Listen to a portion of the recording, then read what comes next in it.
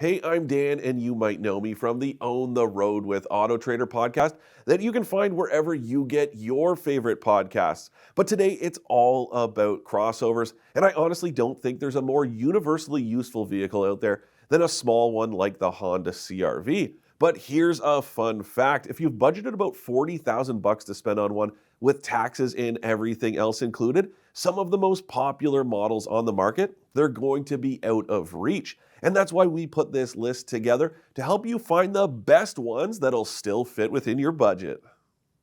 If you take a look at the best-selling vehicles in Canada, 4 of the top 5 are trucks. The other is the Toyota RAV4, and with good reason. It's great. With a well-earned reputation for reliability, tons of standard advanced safety features, and standard all-wheel drive, it may not be exciting, but it checks a lot of boxes.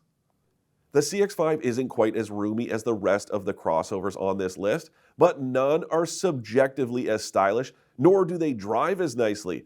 Make of that what you will, but it's got all the features you could ask for. Well, almost. There's no touchscreen, but otherwise there's all-wheel drive, Apple CarPlay and Android Auto, heated front seats, and a full suite of safety features, all for 35 to 38 grand or so with tax.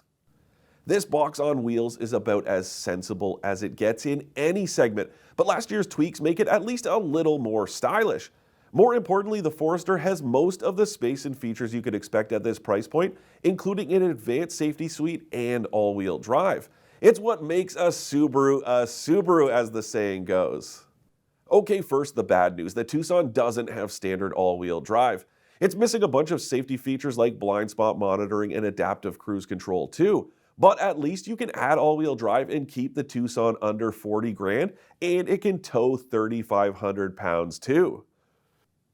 A lot of the same stuff applies to the Kia Sportage. All-wheel drive is optional on the base trim, and either way it skips that advanced safety stuff. But it's downright cheap even when you add all-wheel drive, and it's spacious and stylish too. Now add in modern-day essentials like touchscreen infotainment, heated front seats, and smartphone mirroring functionality, and the Sportage should definitely make your short list in the segment. Remember, this isn't a definitive list, but it's a great place to start your search for a small crossover.